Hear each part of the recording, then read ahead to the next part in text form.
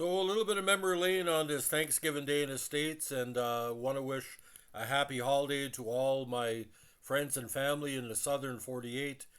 Today we're going to be going a little bit old school. In 1973, I had a chance to buy a pack of 1973 Topps baseball or OPG baseball near a smelter on the North Shore of New Brunswick at a local convenience store in Bellevue, New Brunswick. One of the cards, I still have them. It's stained from pollution from the smelter. And the guy, I didn't know how good he was until he started playing with the Yankees. But that photo from the 73 set is iconic because you can see he was seeing the future in his eyes. Of course, we're going to be talking today of the great Mickey Rivers. Now, the native of Florida has been a folk hero to fans of MLB and the Yankees for years. The native of Miami played in MLB from 1970 to 84 for the Angels, Yankees, and Texas Rangers. As a member of the Bronx Bombers, he was part of two World Series title teams, both victories over the LA Dodgers in 77 and 78. Now, the guy was called Mick the Quick, was generally known as a speedy leadoff hitter who made contact and was an excellent center fielder with a below average throwing arm. But what he made up for a bad defense, he would hit for average on several occasions.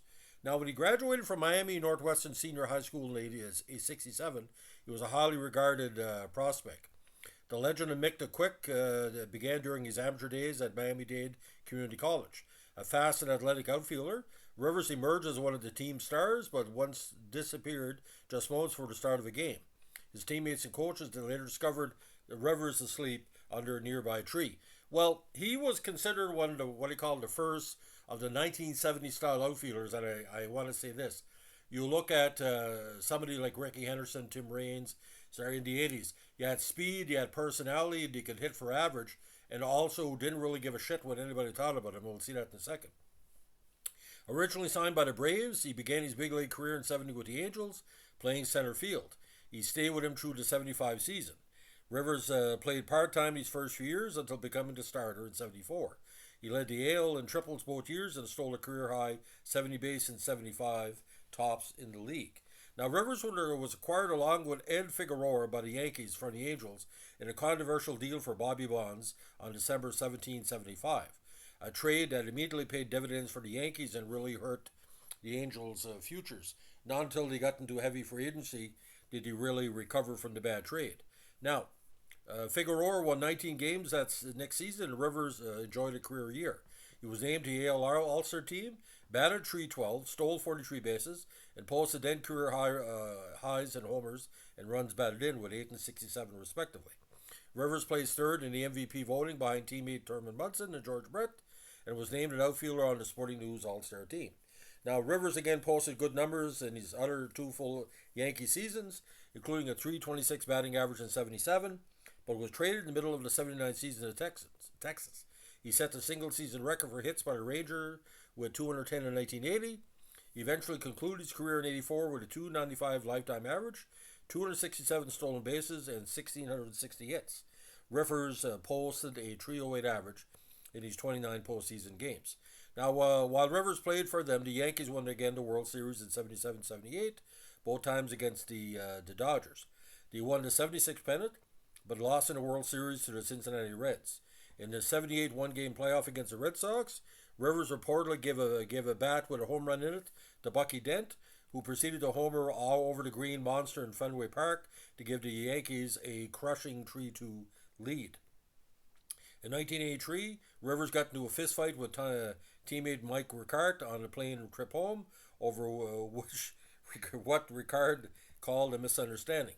Now, on September 30, 84, in Rivers' final Major League game, he and the Rangers were the victims of the Angels' Mike Witt's perfect game. Witt won the contest 1-0.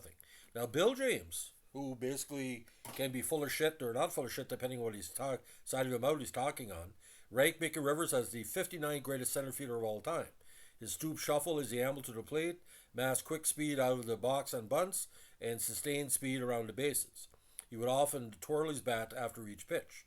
Now, Rivers was honored with many of his teammates from the 77 World Champion New York Yankees in the Yankees Old Timers game in '07. In The Bronx is Burning, the ESPN miniseries based on the 77 Yankees, He was portrayed by Leonard Robinson and depicted as experiencing financial problems. When Reggie Jackson remarked to a reporter that he had an IQ of 160, Rivers responded by saying in the classic, "Oh, out of what, 1,000?" Rivers' tenure in the Bronx produced three other classic quotes, such as when he tried to explain the bizarre dynamics of the Yankees, who featured controversial owner George Steinbrenner and contentious manager Billy Martin.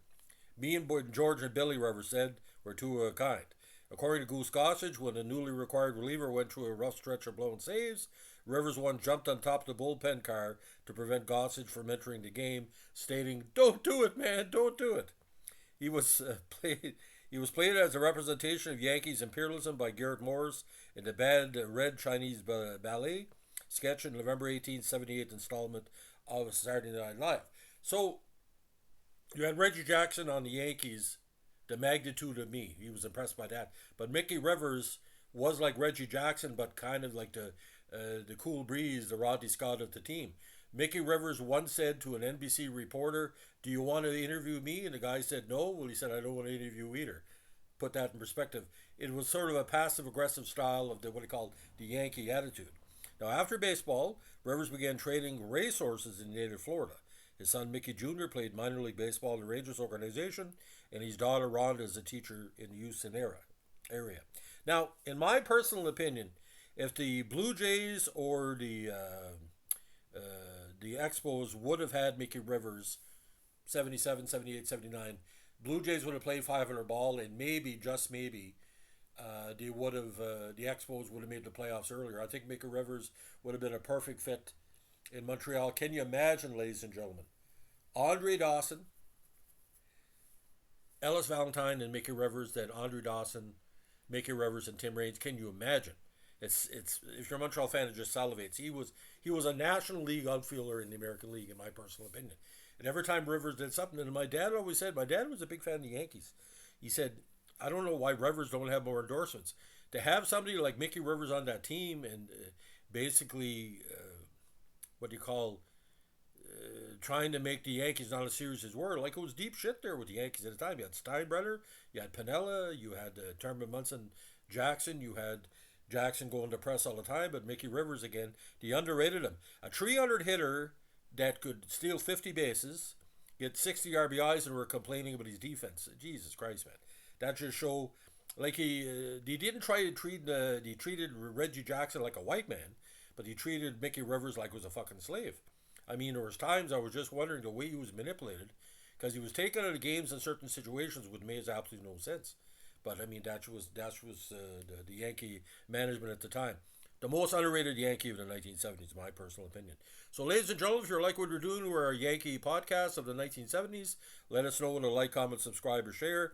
And don't forget, if you got a Mickey Rivers in your lineup, and there's been many Mickey Rivers over the years, he was a money player and a smart player and a player that was worth the price of admission. But with the Yankees, you got Munson, you got Jackson, you got Rivers. You're getting 3 times the value for any game. And boys, he was loved on the Canadian French CBC translation podcast.